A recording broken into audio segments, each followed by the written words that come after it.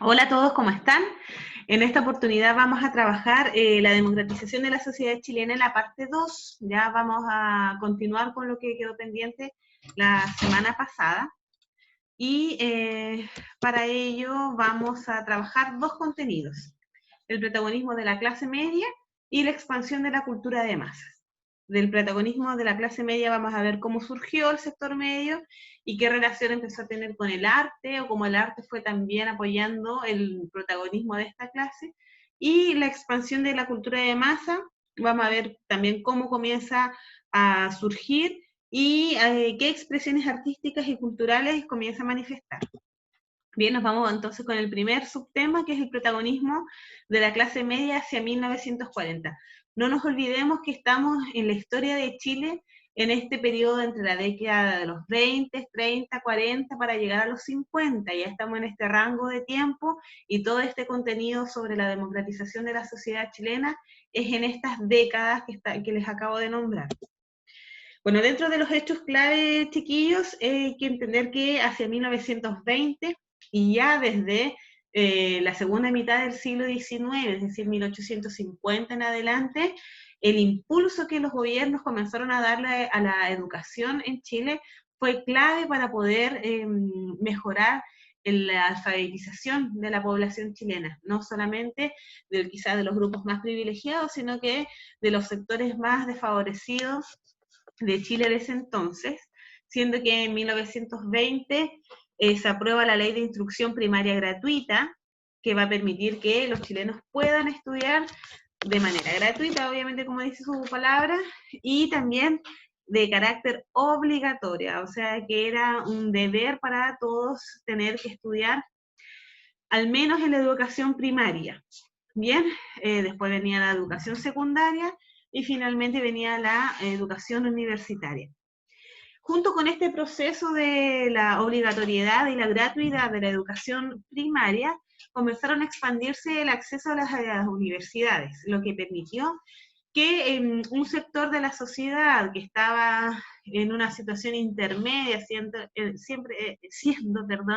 entre la población más desfavorecida y la élite, pudiese acceder a poder lograr una profesión, ¿ya? Y en ello se fue constituyendo cada vez una clase media más diversa y con mayor preparación y más conciencia de su importancia. No fue solamente un sector medio reducido y limitado, sino que fue adquiriendo más cantidad y al mismo tiempo más importancia porque fueron más conscientes de sus alcances. Bien, ¿quiénes formaban esta clase media ya para hacia 1940? El grupo social que lo formaba estaba integrado principalmente por profesionales liberales, ¿ya? Cuando hablamos de profesionales liberales es que tenían este pensamiento liberal, que nosotros lo hemos estudiado el año pasado, que se contraponía un poco con la corriente conservadora. Bien, y esta corriente liberal era una influencia tremendamente fuerte que venía del extranjero. Bueno, entre los profesionales estaban los médicos, abogados, profesores que estaban egresando de las universidades de esa época, también los burócratas. ¿Qué se entiende por burócrata? Como la población que se dedicaba a ser funcionario público, ya a trabajar al Estado, a trabajar para el Estado. Los militares también formaban parte del sector medio, los pequeños comerciantes, empresarios, intelectuales, estudiantes y los inmigrantes que por esa época estaban llegando con gran fuerza a Chile, principalmente inmigrantes de carácter europeo y también inmigrantes de Europa del Este, como croatas, polacos, que venían escapando un poco de la Segunda Guerra Mundial. Bien, también una importante población de árabes, españoles, que venían los españoles escapando de la Guerra Civil Española, que llegaron a Chile, y también judíos que también venían arrancando del totalitarismo alemán principalmente. Bien, entonces, junto con toda esta población tanto endémica chilena, ¿cierto?, como extranjera, comienza a a consolidarse esta figura de grupo de sector medio. ¿Y cuáles van a ser sus principales relaciones? Bueno, el sector medio se va a vincular estrechamente con los sectores populares, se va a sentir muy identificado con los sectores populares, porque la mayoría de estos nuevos profesionales o burócratas o pequeños comerciantes nacen o pertenecían a familias que venían de una situación más desfavorecida en Chile en años anteriores. Bien, y van a ser muy críticos contra la oligarquía, que sigue siendo este grupo de élite imperante, que sigue gobernando y teniendo como el acceso mayoritario a dirigir políticamente a Chile. Bien, otra gran relación que se comienza a dar en este sector medio es con el arte. Ya el arte, la literatura, la pintura, la ciencia y la filosofía van a ser expresiones que va a ser plataforma para este grupo del sector medio. Es así que en este periodo se comienza a ver difundido masivamente una gran cantidad de literatura, de pintura, y empiezan a nacer las generaciones de escritores y artistas de esta época, que vivían de una profesión, o sea, ellos eran profesores o eran abogados, pero además comienzan a desarrollar una beta artística que va a ser muy interesante, como por ejemplo Gabriela Mistral, que siendo ella de formación profesora, comienza a desarrollar su lado artístico como poetisa, ¿ya? Bien, respecto al siguiente tema. Bueno, antes de pasar al otro tema, en verdad acá yo les puse algunos datos para que ustedes pudiesen visualizar la importancia que tuvo la educación chilena para el nacimiento del sector medio, y en este cuadro que tenemos a la izquierda ustedes pueden identificar un rango de tiempo de aproximadamente 60 años, entre 1854 y 1907, cómo se va ampliando la tasa de escolaridad chilena. Y en el gráfico que tienen a su derecha pueden observar también cómo desde 1900, inicios del siglo XX, desde 1900 en adelante, la inversión y el aumento de la matrícula para estudiantes en Chile se arranca de una manera casi sostenida en el tiempo, siendo solamente en la década del 30 al 35, del periodo del 30 al 35, una disminución en esa línea. Ahora, ¿por qué en esos años se da una disminución de la matrícula en Chile? Claramente fue a consecuencia de la crisis económica, porque fue el tema que vimos las semanas pasadas, donde la crisis golpeó de tal forma a la sociedad chilena que muchos de los niños que iban al colegio en ese entonces, aun cuando era obligatoria la educación, tuvieron que dejar el colegio, deserción escolar se llama eso, para poder dedicarse a trabajar y ayudar a llevar sustento a sus familias. Eso rápidamente se comenzó a recuperar allá en la década de los 40, cuando Chile también entra en un proceso de recuperación económica con el modelo EASY, y de ahí para arriba no ha parado, siendo Chile dentro de los países hoy día en Latinoamérica con la menor tasa de analfabetismo. Así que eso es un gran esfuerzo sostenido a lo largo de muchos gobiernos, de muchos años de historia. Acá tenemos una fotografía, les puse acá la foto que está a la izquierda para que ustedes pudiesen ilustrar. Esta foto ya es de la década de los 40, donde mujeres y hombres están compartiendo una fotografía de carácter universitario, así que ya podemos ver que la participación de la mujer en estos espacios ya era una participación masiva y aceptada. Y a la derecha ustedes encuentran acá los típicos comedores que existían en las escuelas públicas antiguamente, donde los niños, la educación no solamente les brindaba materias o conocimientos, sino que era el sustento alimenticio también de los niños, sobre todo de los sectores más desfavorecidos, porque ahí recibían su desayuno, recibían el almuerzo, sus colaciones, y en esta foto se grafica súper bien cómo están todos tan chiquititos comiendo ahí junto en esos comedores, que era la alimentación principal que ellos recibían, ya que sus familias probablemente tenían más dificultades para proveer ello.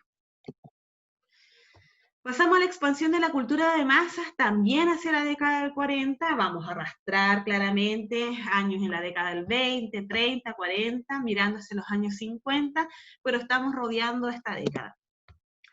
¿Qué significa la expansión de la cultura de masa? Que crece aquella comportamiento social que va a ser de alto consumo de productos y de espectáculos y de arte, de entretención, todo lo que implica el vivir finalmente en cuanto al entretenimiento, al acceso a la información, a la diversión, todo eso se comienza a masificar en este periodo, en la primera mitad del siglo XX. Bien, ¿por qué yo les pongo de lo rural a lo urbano? Porque dentro del inicio del siglo XX, ya llegado 1920 en adelante, se comienza a dar una fuerte concentración al desarrollo de las ciudades y Chile comienza a abandonar el paisaje histórico que había tenido, que era el ámbito rural. Recordemos que durante todo el siglo XIX Chile se sustentaba, era campo, ¿ya? Las grandes familias tenían grandes propiedades en los campos, los campesinos se dedicaban a trabajar en el campo, había estructuras sociales en relación al campo, como los peones, los inquilinos. Entonces Chile era básicamente un país que se sostenía a través de la agricultura. En este periodo, 1920, ya ese rostro comienza a cambiar cuando llega la industrialización hacia la década de los 30 y 40, con mayor fuerza, y la urbanización va a cambiar tremendamente el modo de vida de sus habitantes. ¿En qué se va a caracterizar esto? Va a aumentar la población. ¿Por qué aumenta la población? Mejor alimentación para la población, mejor atención en el tema de la salud, comienzan a desarrollarse las primeras vacunas, eso va a permitir que la población pueda estar mucho más fortalecida para resistir epidemias, enfermedades que se den en esa época. Comienzan también las construcciones de edificios, se masifica el uso del concreto, ya no se construyen adobe, sino que el concreto, el cemento va a ser uno de los principales elementos de la construcción, mucho más resistentes que antes. Hay un parque automotriz importante en Chile ya hacia la década del 40, y a las familias pueden acceder a un auto, es un lujo, sin duda alguna, para esa época, pero ya el auto es un elemento casi ya natural del paisaje urbano de Chile en la década de los 40, sobre todo en las principales ciudades, eso sí, no en las ciudades más extremas. Comienza a darse un aumento en el comercio, dado por esta misma industrialización, pero también comienza a aparecer otro rostro que va a estar más hacia la periferia de las ciudades, que van a ser estas poblaciones callampa, las poblaciones muy vulnerables en cuanto a su construcción y en cuanto también a las personas, a las condiciones en que viven las personas en estas poblaciones callampa, que se les dice así porque aparecen rápidamente en sitios eriazos, en tomas, y se mantienen los conventillos. Esto es casi una situación que la sociedad chilena no logra revertir. Bien, y comienzan a aparecer también nuevas expresiones artísticas y culturales en esta expansión de la cultura de masa, que la dinámica urbana va a permitir que estas expresiones comiencen a masificarse. ¿Cuáles van a ser esas?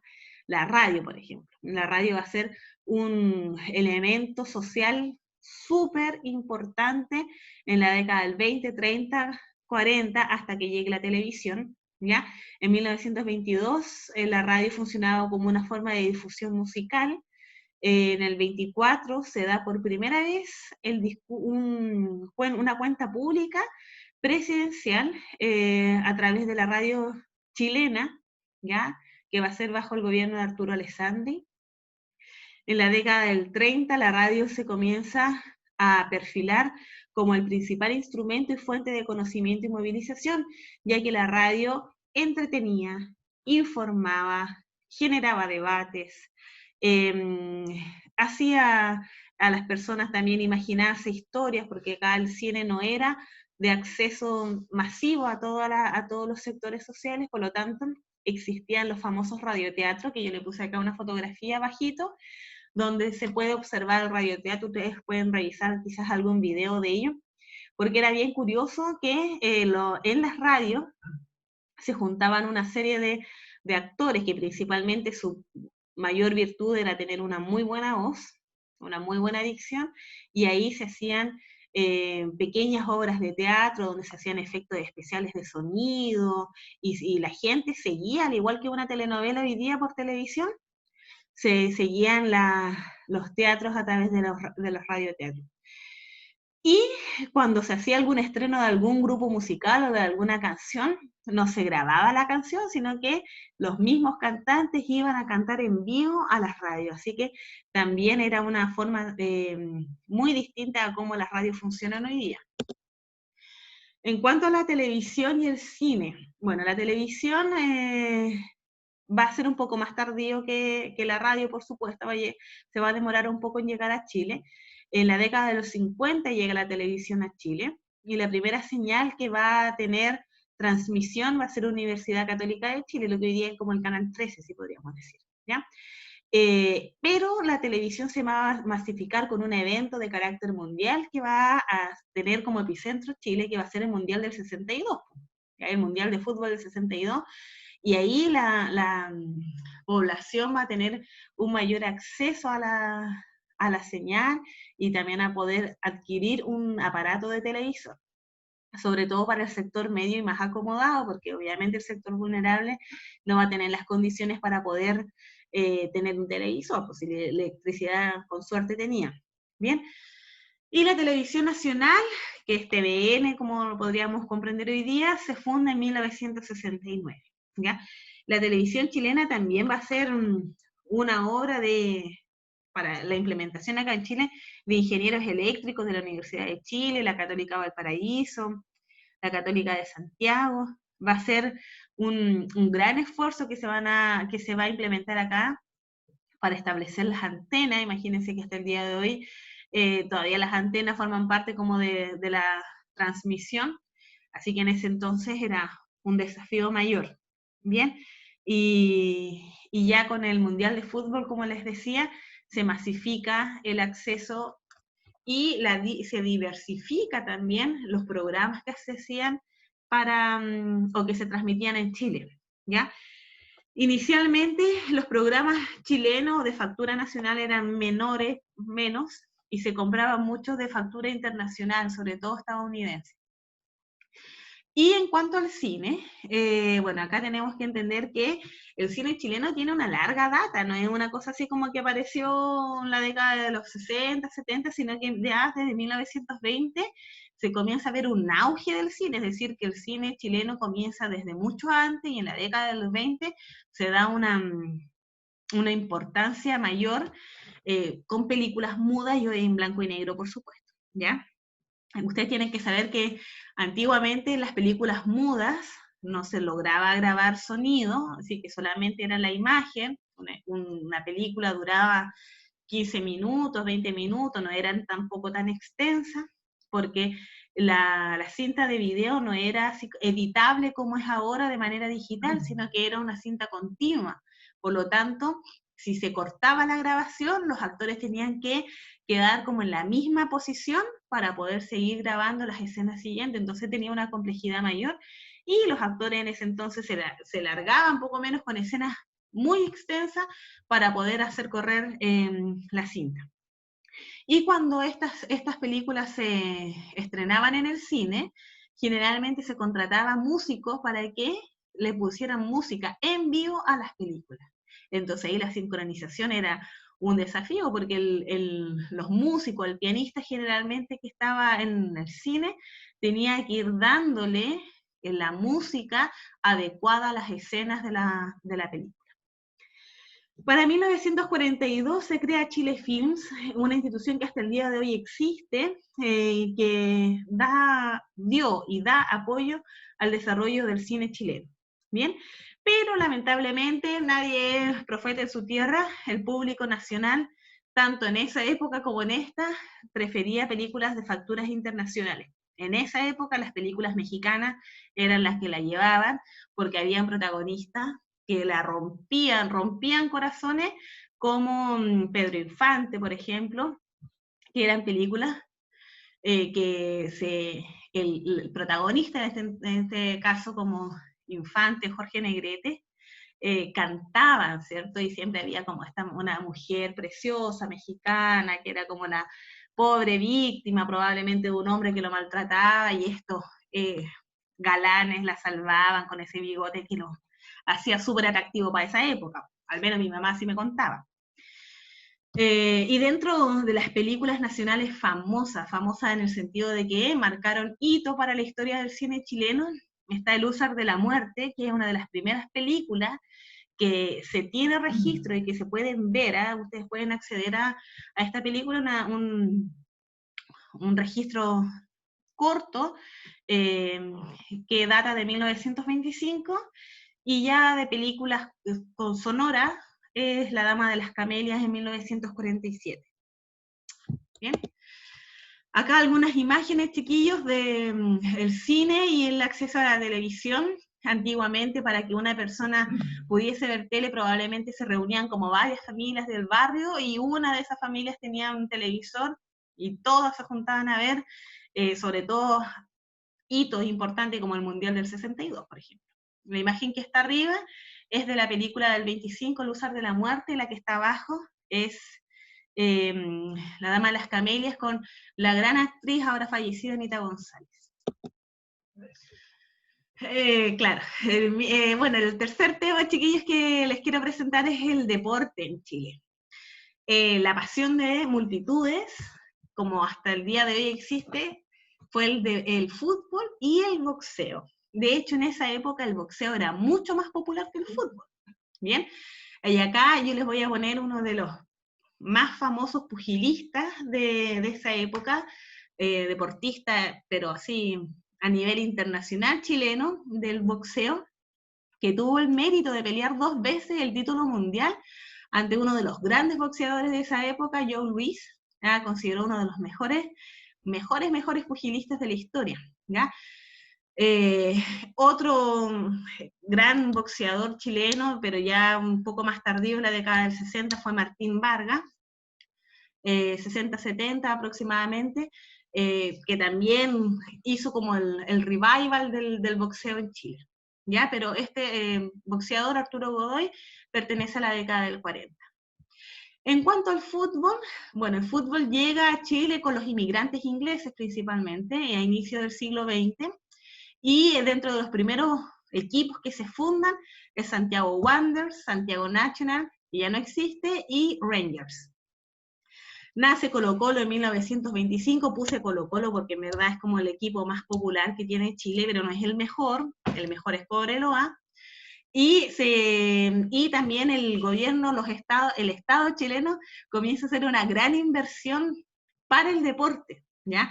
Y ahí les puse una imagen del Estadio Nacional, que fue inaugurado en 1938, y el Estadio Nacional, como algunos de ustedes quizás lo conocerán, bueno, lo conocen ahora actual, pero en esa época también tenía espacio para otro tipo de deporte, como el atletismo. Entonces fue un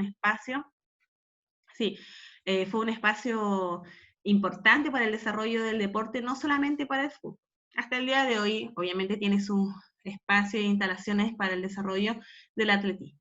Bien, y el hito que ya se los nombré anteriormente, que marcó el fútbol chileno, fue el famoso Mundial del 62, donde Chile sacó ni más ni menos que el tercer lugar, ¿ya? Acá, ¿quién se destaca de los jugadores chilenos de esa época?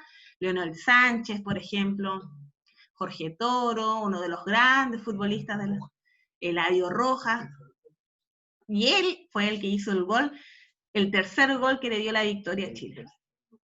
Y el tercer lugar, por supuesto. Así que, chiquillos, acá el fútbol chileno, hasta el día de hoy, sigue siendo la pasión de multitudes. Cada uno tiene su corazoncito, por supuesto, del equipo de fútbol que le guste más, pero ¿por qué lo estamos trabajando tanto el boxeo y el fútbol en esta época? Porque es una instancia en que se masifica cultural y artísticamente y socialmente también Chile. Se democratiza acá el deporte, se comienza a masificar, el boxeo va a ser un espectáculo espectáculo donde los chilenos de rey a paje van a poder ir a ver las peleas, ¿cierto?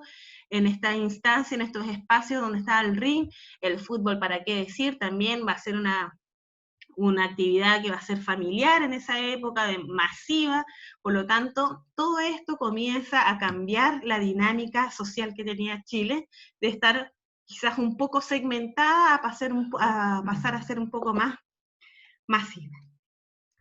Bien, ahí estamos entonces, espero que les haya quedado claro, y vean el video complementario, tomen apuntes de lo que aparece ahí, porque les va a servir para complementar lo que les acabo de explicar.